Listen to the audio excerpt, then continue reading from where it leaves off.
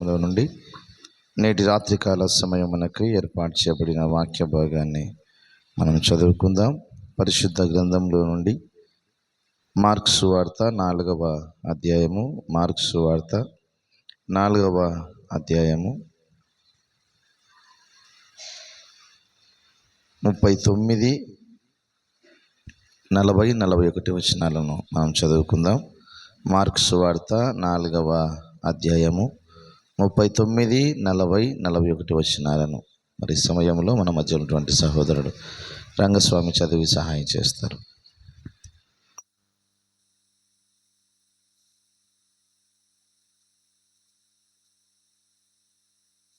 పరిశుద్ధుడా, కృపా సత్య సంపూర్ణుడమైన మా ప్రియ పరలోకపు తండ్రి, మీ ఘనమైన నామమునకు కృతజ్ఞతాస్తుతులు చెల్లిస్తూ ఈ రాత్రి మరి ఒకసారి తండ్రి ప్రభువా, మీరు ఇచ్చినటువంటి శ్రేష్టమైన సమయాన్ని బట్టి కృతజ్ఞతాస్తుతులు చెల్లిస్తూ ఉన్నాను.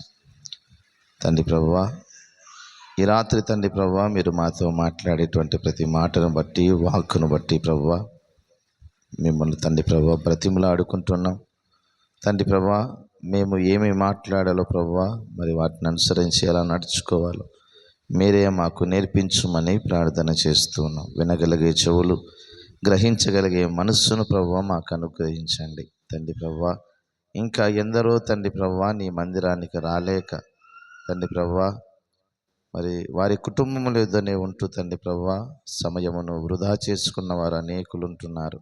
నిశ్చితమైతే ప్రభువా వారందరినీ త్వరగా తండ్రి ప్రభువా నీ మందిరానికి నడిపించి మీ ఆశీర్వాదాలు తండ్రి ప్రభు పోగొట్టుకోకుండానైనా తండ్రి ప్రభు వాటిని ప్రభు వారి కుటుంబాలలో వెలుగు చేత నింపబడే భాగ్యము దయచేయమని ప్రార్థన చేస్తున్నాను. అల్పుడను అయోగ్యుడనైన నన్ను కూడా ప్రభువా నీ పాత్రగా వాడుకొని తండ్రి ప్రభువా మాతో మాట్లాడి మీ నామమునకు మహిమ తెచ్చుకుందువని యేసు నామమున ప్రార్థన చేసి అడుగుచున్నాము తండ్రి, ఆమెన్. దేవుని స్తోత్రం. ప్రభునందు ప్రియులారా, వచ్చినటువంటి మీ అందరికీ ప్రభు అని యేసు నామమున మీ అందరికీ వందనాలు తెలియజేస్తూ, దేవుడు మరి యొక్క అవకాశాన్ని మనకిచ్చాడు. అందుకు బట్టి దేవాది దేవునికి కృతజ్ఞతాస్తుతులు చెల్లిస్తూ ఉన్నాను. ప్రభునందు ప్రియ దేవుని యొక్క బిడ్డలారా, ఇందాక మనం చదువుకున్న వాక్య భాగాన్ని మరి ఎన్నో సందర్భాలలో మనం ఈ వాక్యాన్ని వినే ఉంటాం. అయితే మరి ఒకసారి మరి సమయంలో ఈ వాక్యాన్ని వినడానికి మనమందరం కూడా సిద్ధపాటు కలిగి ఉండేవారముగా ఉండాలని మీకు తెలియజేస్తున్నాను. మనం చదువుకున్న వాక్య భాగాన్ని గమనించినట్లయితే యేసుక్రీస్తు వారు ఒక దోణిలో మరి ప్రయాణమై మరి అవతలకు వెళ్ళవలసినది అంటే ఇద్దరి నుంచి అద్దరికి పోవలసినటువంటి మరి సందర్భములో యేసుక్రీస్తు వారు ఒక దోణిలో ఎక్కి ప్రయాణం చేస్తూ ఉన్నారు. యేసుక్రీస్తు వారితో పాటు మరికొన్ని దోణిలు కూడా మరి యేసుక్రీస్తు వారి యొక్క దోణి వెంట అనగా ఆ ఓడ వెంట వెళ్ళినట్టుగా చూస్తూ ఉన్నాం. ప్రియులారా, మనము గమనించినట్లయితే వాక్య భాగములో ఇది మనకు ఒక ఉపమాన రీతిగా దేవుడు మనకు అర్థమయ్యే రీతిలో పరిశుద్ధాత్మ దేవుడు మరి మాటలను వ్రాయించినట్లుగా మనం చూస్తూ ఉన్నాం. మనము బైబిల్ గ్రంథాన్ని పైన చదివితే మనకు అర్థం కాదు, కానీ కొంచెం లోతుగా అంటే ప్రతి పదానికి మరి అర్థవంతముగా దేవుని ఒకవేళ మనం అడిగినట్లయితే, అందుకే అంటాడు కదా యాకోబు పత్రికలో ఉంటాడు మొదటి అధ్యాయంలో, ఎవనికైనాను జ్ఞానము కొదువగా అయినడలా వాడు నన్ను అడగవలని అంటాడు. ప్రియులారా, దేవుని వాక్యాన్ని ధ్యానించేటప్పుడు, వాక్యాన్ని చదివేటప్పుడు మనం ఏం చేయాలంటే దేవుని జ్ఞానాన్ని అడగాలి. ప్రభువా, నాకు వాక్యము అర్థమయ్యే రీతిలో ప్రభువా నాకు ఆ జ్ఞానాన్ని అనుగ్రహించుమని ప్రార్థన చేయాలి. మనము సొలొమోనును జ్ఞాపకం చేసుకుంటే, మహారాజు అయిన సొలొమోను దేవుణ్ణి కూడా మరి ఇశ్రాయేలు జనాంగాన్ని పరిపాలించడానికి దేవుణ్ణి అడిగింది ఏంటి? జ్ఞానమును మాత్రమే అడిగాడు. ప్రియులారా, ఇశ్రాయేలు జనాంగాన్ని నేను ఎలా మరి పరిపాలించాలి ప్రభువా? మరి నేను పరిపాలించాలి అని అంటే నాకేం కావాలి? డబ్బు కావాలనా?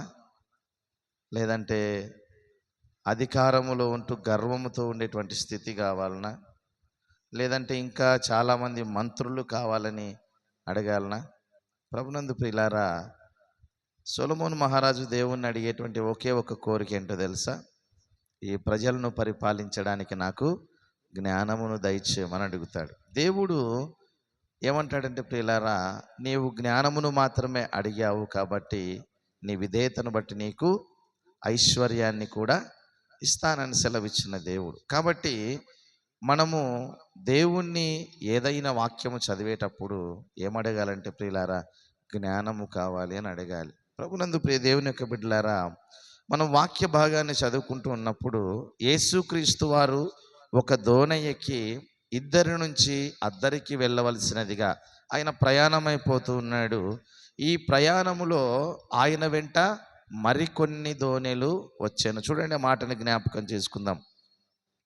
35వ వచనము, రెండు కలిసి ఉన్నాయి, చూద్దాం. ఆ దినమందే సాయంకాలం అయినప్పుడు ఆయన అద్దరికి పోవుదామని వారితో చెప్పగా, వారు జనులను పంపివేసి ఆయనను ఉన్న పాటున చిన్న దోణిలో తీసుకొని పోయిరి. ఆయన వెంబడి మరికొన్ని దోణెలు వచ్చెను. ఏంటంట? యేసుక్రీస్తు వారు ఉండేటువంటి దోణె ఒకటి, అలాగే యేసుక్రీస్తు వారి వెంట వచ్చేటువంటి దోణెలు కూడా మరికొన్ని ఉన్నాయి అని అర్థం. అక్కడ ఒకటే దోణె కనబడుతుందా మనకు? మరికొన్ని దోణెలు కనబడుతున్నాయా? అంటే యేసుక్రీస్తు వారు ఉండే దోణె ఒకటైతే ఆయనతో పాటు మరికొన్ని దోణెలు కూడా వెళ్తున్నట్టుగా మనం చూస్తూ ఉన్నాం. అయితే ప్రియులారా, మరి మనం కింది మాటలో జ్ఞాపకం చేసుకున్నట్టయితే 37వ వచనంలో, అప్పుడు పెద్ద తుఫాను రేగి అలలు, చూడండి, అలలు 37వ వచనాన్ని, అప్పుడు పెద్ద తుఫాను రేగి అలలు ఆయనను ఉన్న దోణె మీద కొట్టినందున దోణె నిండిపోయెను. ఎవరున్న దోణె మీద అలలు కొడుతున్నాయంట? యేసుక్రీస్తు వారు ఉన్న దోణె మీద మాత్రమే అలా, మిగతా వాటి మీద కొట్టడం లేదా అనంటే ప్రియులారా, ఒకవేళ దోణెలకు మిగతా వాటి మీద కూడా వారి వారి అవసరాల నిమిత్తమై కూడా వారు ప్రయాణాలు చేస్తూ ఉండవచ్చు. అయితే యేసుక్రీస్తు వారు ఉన్న దోణిలో ఉన్న శిష్యులు ఉన్నారు, అలాగే యేసుక్రీస్తు వారు కూడా ఉన్నారు. ప్రియులారా, ఆయన ఉన్న దోణి మీద అలలు కొట్టినందున ఆ యొక్క దోణె నిండిపోయెననే మాటను మనం చూస్తూ ఉన్నాం. ప్రభునందు ప్రియులారా, మరి యేసుక్రీస్తు వారు ఉండే దోణి మీద మరి అలలు కొట్టుతూ ఉన్నప్పుడు మరి యేసుక్రీస్తు వారు ఉన్న దోణె మరి తప్పిపోతుందంటారా? మరి మునిగిపోతుందంటారా? అది ఎప్పటికీ అది జరిగేది కాదు. అందుకే ప్రియులారా, ఇక్కడ ఏమంటున్నాడంటే, అక్కడ ఉన్నటువంటి శిష్యులందరూ కూడా భయపడిపోతున్నారు. భయపడిపోయి వారు ఏమంటున్నారంటే ప్రియులారా, వెళ్ళి ఏమన్నాడు? కింది మాటలో చూడండి ప్రియులారా, 38వ వచనం, ఆయన దోణి అమరమున తలగడ మీద తలవాల్చుకొని నిద్రించుచుండెను. వారు ఆయనను లేపి, బోధకుడా, మేము నశించిపోవచ్చున్నాము, నీకు చింత లేదా అని ఆయనతో అనేది. ఏంటంట? యేసుక్రీస్తు వారేమో ఆ యొక్క దోణి యొక్క అమరమున తలవాల్చుకొని మరి నిద్రపోతూ ఉన్నాడు. మరి ఆయన నిద్రిస్తున్న సందర్భంలో ఈ శిష్యులందరూ కూడా ఆ యొక్క అలలకు, తుఫానుకి, గాలికి భయపడిపోయి యేసుక్రీస్తు వారి దగ్గరికి వెళ్ళి అంటున్నారు, బోధకుడా, మేము నశించిపోతున్నాము, మా గురించి నీకు చింత లేదా అని యేసుక్రీస్తు వారిని అడుగుతూ ఉన్నారు. ఈ మాట అడుగుతున్న సందర్భంలో ప్రియులారా, యేసుక్రీస్తు వారు నిజంగా ఆయన ఎన్నో గొప్ప కార్యాలు శిష్యుల ఎదుట చేశాడు, ఎన్నో ఆశ్చర్యమైన కార్యాలు చేశాడు. ఇంకా చెప్పాలంటే ప్రియులారా, దేవుడు భూమి ఆకాశములను సృష్టించినవాడు. అంటే తండ్రి తన కుమారుని ఎప్పుడు కూడా చెయ్యి విడిచిపెట్టలేదు, ఒక్క సిలువలో ఉన్నప్పుడు తప్ప. అందుకే అంటాడు కదా, ఏలి ఏలి లామా సబక్తా అని బిగ్గరగా కేకలు వేశాడు. ఆ మాటకు, నా దేవా నా దేవా నన్నెందుకు చెయ్యి విడిచితివి. అంటే ఇక్కడ మనం గమనిస్తే ప్రియులారా, యేసుక్రీస్తు వారిని తండ్రి సిలువలో ఉన్నప్పుడు మాత్రమే ఆయన చెయ్యి వదిలిపెట్టాడు. ఎందుకు వదిలిపెట్టాడంటే ప్రియులారా, మనందరము రక్షింపబడాలి అని.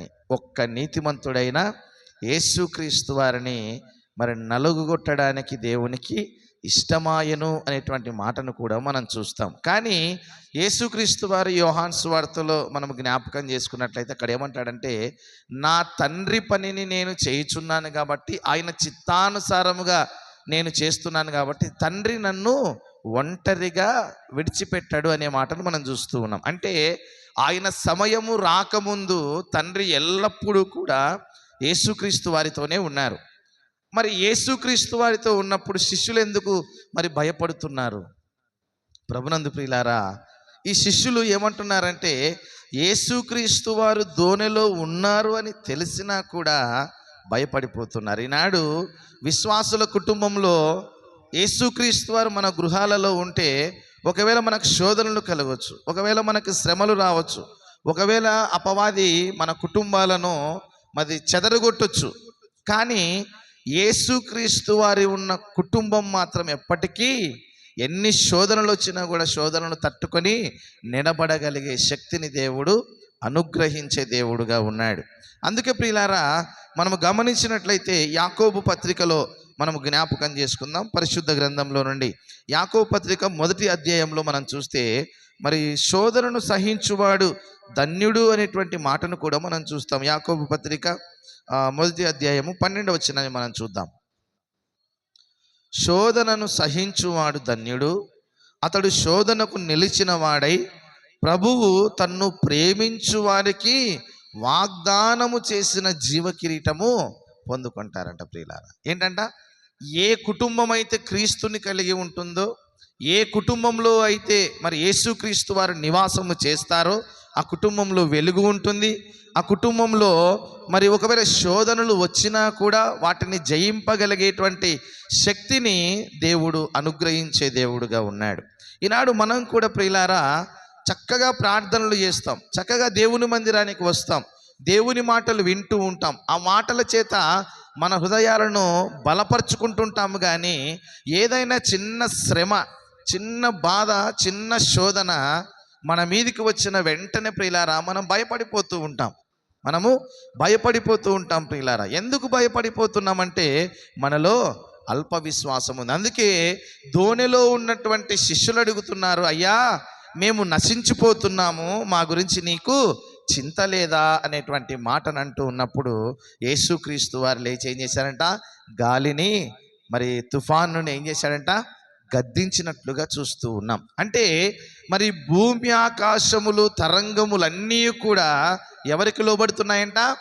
దేవునికి లోబడుతూ ఉన్నాయి. ఎందుకంటే వాటిని సృష్టించిన వాడు ఆయనే కాబట్టి. అందుకే మనం చదువుకున్నాము, మన మధ్యాహ్నం వాక్యంలో మనం జ్ఞాపకం చేసుకున్నాం కదా, ప్రకృతి అంతా కూడా దేవుడు చేసిన ప్రకృతి యావత్తు దేవుని మాటకు లోబడుతుంది. కానీ దేవుడు తన స్వహస్తాలతో చేసుకున్న మానవుడు మాత్రము దేవునికి లోబడలేకపోతూ ఉన్నాడు, దేవుణ్ణి ఆరాధించలేకపోతూ ఉన్నాడు, దేవుని సన్నిధిలో సమయాన్ని గడపలేకపోతూ ఉన్నాడు. అందుకే ఈనాడు ఎందుకు మన మీదకి శ్రమలు వస్తున్నాయి, ఎందుకు మన మీదకి మరి మరి శ్రమలు, కష్టాలు, శోధనలు వస్తున్నాయంటే ప్రియులారా మనలో ఉన్న అల్ప విశ్వాసమే దానికి కారణం. అందుకే ప్రియులారా మనం దేవుడు మనల్ని ఎన్నో మార్లు తప్పించాలని చూస్తున్నాడు, ఎన్నో మార్లు మనల్ని రక్షించడానికి చూస్తున్నాడు, ఎన్నోసార్లు దేవుడు మనల్ని తన రెక్కల చాటున భద్రపరచాలని చూస్తున్నాడు. కానీ మనమే ప్రియులారా దేవుణ్ణి ఇంకా నమ్మలేక ఉంటూ ఉన్నాం. అందుకే యేసుక్రీస్తు వారు గాలిని, సముద్రాన్ని గద్దించిన తర్వాత శిష్యుల వైపు చూసి ఏమంటున్నాడు? మీరు ఇంకా అల్ప విశ్వాసులారా, మీరు ఇంకా నమ్మలేకపోతున్నారా? ఎన్నో అద్భుతాలు, ఎన్నో ఆశ్చర్యాలు నేను మీ ఎదుట చేశానే, నేనున్నా కూడా మీరు ఇంకా భయపడుతున్నారని అన్నట్టుగా యేసుక్రీస్తు వారు తెలియజేస్తున్నారు. ఈనాడు నీ కుటుంబంలో యేసుక్రీస్తు వారు అంటే నీవు భయపడాల్సిన పని లేదు. ఎందుకంటే ఒక మాటను చూస్తాం యోహాను సువార్తలో మనం జ్ఞాపకం చేసుకున్నట్లయితే ప్రియులారా, యోహాను సువార్త మనం జ్ఞాపకం చేసుకుందాం. యోహాను సువార్త 14వ అధ్యాయము, యోహాను సువార్త 14వ అధ్యాయం 27వ వచనాన్ని ఒకసారి జ్ఞాపకం చేసుకుందాం. శాంతిని మీకు అనుగ్రహించి వెళుచున్నాను. 27వ వచనాన్ని చూద్దాం. 14వ అధ్యాయం 27వ వచనం. లోకము ఇచ్చినట్టుగా నేను మీకు అనుగ్రహించటలేదు, మీ హృదయములను కలవరపడనీయకుడి, వెరవనీయకుడి. ఏమంటున్నాడంటే ఇక్కడ ప్రియులారా, శాంతిని, నా శాంతిని మీకు ఇస్తూ ఉన్నాను కాబట్టి మీరు భయపడవద్దండి. దేనికి? లోకం ఇచ్చేటట్టుగా నేను మీకు ఇవ్వడం, అంతకంటే ఎక్కువగా నేను మిమ్మల్ని ప్రేమిస్తున్నాను, అంతకంటే ఎక్కువగా నన్ను ప్రేమించు వారిని నా యొక్క అరచేతిలో చెక్కుకొని ఉన్నాను. కాబట్టి మీరు దేనికి భయపడవద్దండి, దేనికి జడియవద్దండి. అందుకే ఏమంటాడంటే ప్రియులారా, మీ హృదయమును కలవరపడనీయకుడి, వెరవనీయకుడి, జడియనీయకుడి, దేనికి మీరు చింతించవద్దు అంటున్నాడు ప్రియులారా. అందుకే మరి మనం గమనించినట్లయితే ఐగుప్తులో నుంచి ఇశ్రాయేలు జనాంగం ప్రయాణమై వెళ్తూ ఉన్నప్పుడు ఎర్ర సముద్రం ఎదురుగా వచ్చినప్పుడు, ఫరో సైన్యం వెనకల తరుముతూ ఉన్నప్పుడు ఇశ్రాయేలీలు అందరూ కూడా గగ్గోలు పెట్టి ఏడుస్తూ ఉంటారు. ఎందుకు ప్రియులారా? మరి దేవుడు తన బిడ్డలను ఎంత క్షేమముగా అరణ్య ప్రాంతంలో కూడా నడిపించుకున్నాడు. ఎంతో గొప్పగా ఐగుప్తులో నుంచి విడుదల చేపించాడు. వారి కష్టాన్ని చూశాడు, వారి కన్నీటిని చూశాడు కదా. వారు చెరలో ఉన్నటువంటి వారుగా ఉన్నారు. అలాంటి పరిస్థితుల్లో దేవుడు వారిని ఎంతో చక్కగా ఫరో చేతిలో నుండి విడిపించాడు. 10 తెగుళ్ళు ఐగుప్తుకి కలగజేసి చివరి తెగులేంటి? ఐగుప్తులో జ్యేష్ఠత్వం అంటే మొట్టమొదటి సంతానాన్ని ఆయన సంహరించేశాడంట. ఐగుప్తిలో ఉన్నటువంటి ఐగుప్తీల సంతతిని ఆయన సంహరించేశాడే, ఐగుప్తులో ఉన్నటువంటి ఇశ్రాయేల్ జనాంగానికి మాత్రము ఆ యొక్క మరణ ఛాయలు అనేటివే కమ్మలేదంట ప్రియులారా. మరణ ఛాయలు కమ్మలేదు అంటే వారి గృహాలలో దేవుడు ఉన్నాడు. అందుకే ప్రియులారా, అంత గొప్పగా దేవుడు వారిని నడిపిస్తే వీళ్ళే దేని కొరకు ఏడుస్తున్నారంట? సముద్రము దగ్గర. అటు ఎవరికైనా భయమే లేండి, సముద్రం అంటే ఎవరికైనా భయమే. దగ్గరికి వెళ్తే అక్కడి నుంచి మేము వచ్చాం కదా అనేటువంటి. అయితే ప్రియులారా, ఇక్కడ మనము జ్ఞాపకం చేసుకోవాల్సింది ఏంటంటే, ఫరో చేతిలో నుండే విడిపించిన దేవుడు సముద్రంలో దాటించలేడా? ఒకవేళ సముద్రమును దాటించలేకపోయినా, లేదంటే సముద్రంలోనికి ఒకవేళ మేము వెళ్తామనుకున్న దేవుడు ఎంతో గొప్పగా దేవుడు దాటించగలుగుతాడు. కానీ అక్కడ వారు ఏడుస్తూ ఉంటే మోషే దేవునితో ప్రార్థన చేస్తాడు. అక్కడ ఏమంటాడంటే, మీరు ఊరక నిలిచుండి దేవుడు చేయు కార్యాన్ని మీరు చూడండి. ఏంటంట? మీరు ఊరిక నిల్చుండండి. అప్పుడేమో ఏడుస్తున్నారు. ఇదిగో వెనకాల ఫరో సైన్యం తరుముతుంది, ముందు ఎర్ర సముద్రం ఉంది, సముద్రంలోకి వెళ్తే చచ్చిపోతాం, ఒకవేళ వెళ్ళకపోతే ఫరో సైన్యం మమ్మల్ని చంపేస్తుంది, మోషే మేము అక్కడే చస్తూ బ్రతుకుతూ ఉండేవాళ్ళం కదా అని ఏడుస్తున్నటువంటి ఇశ్రాయేలు జనాంగానికి దేవుడు ఎంతో గొప్పగా సముద్రాన్ని 2 పాయలుగా చీల్చాడు ప్రియులారా.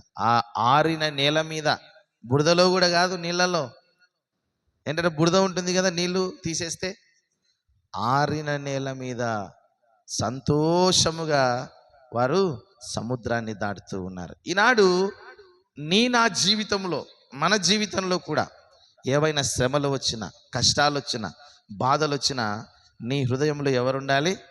యేసుక్రీస్తు వారు ఉండాలి. నీ కుటుంబంలో ఎవరుండాలి? యేసుక్రీస్తు వారు ఉండాలి. అందుకే జక్కయ్య జీవితాన్ని మనం చూస్తాం.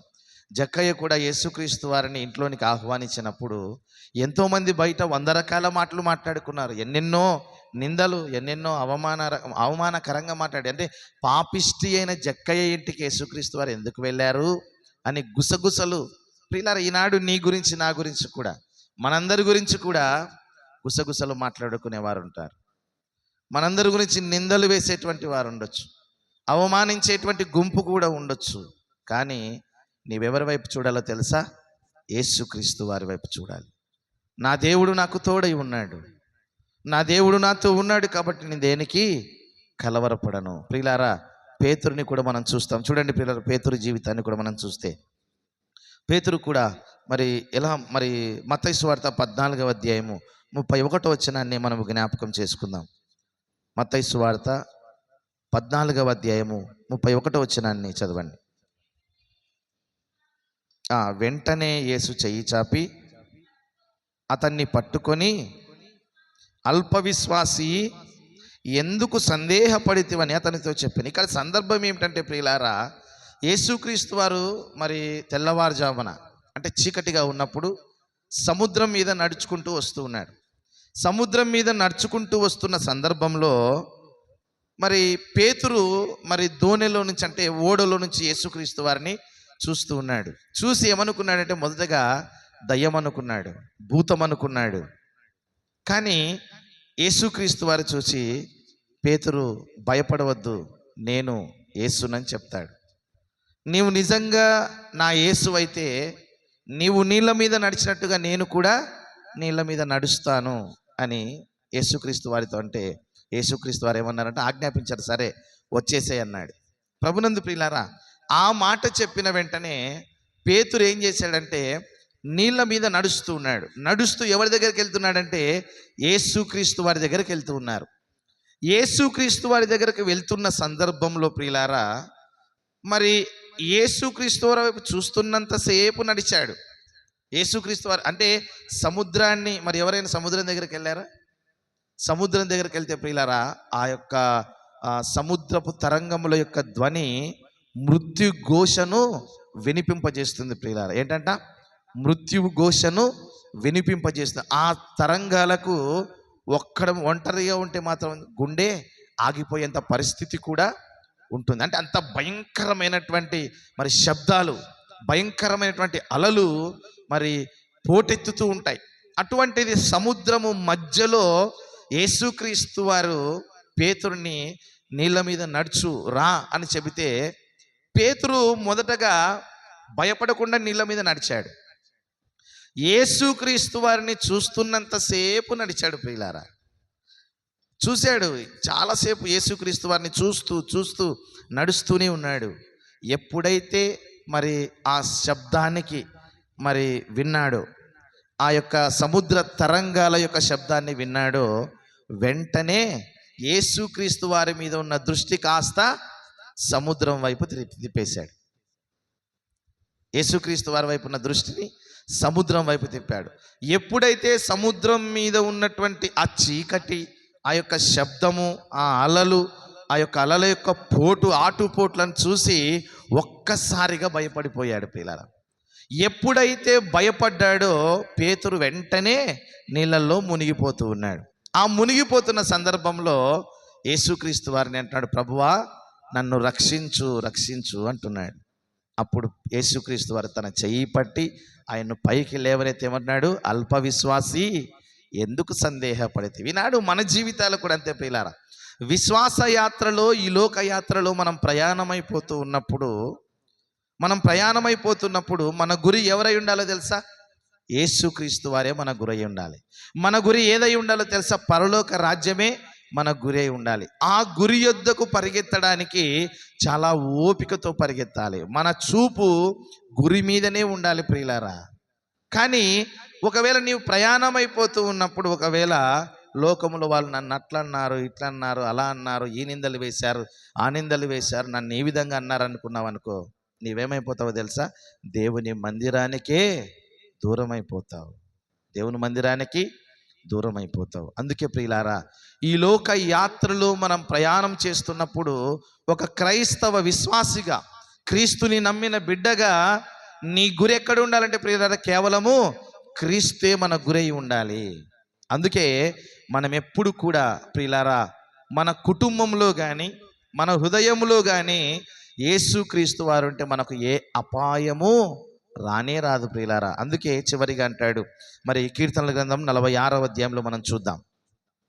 కీర్తనల గ్రంథము మరి 46వ అధ్యాయంలో మొదటి వచనాన్ని మనం చూద్దాం ప్రియులారా. దేవుడు మనకు ఆశ్రయమును దుర్గమునై ఉన్నాడు, ఆపత్కాలములలో ఆయన నమ్ముకొనదగిన సహాయకుడు. యేసుక్రీస్తు వారు దేవుడు ఎవరంట?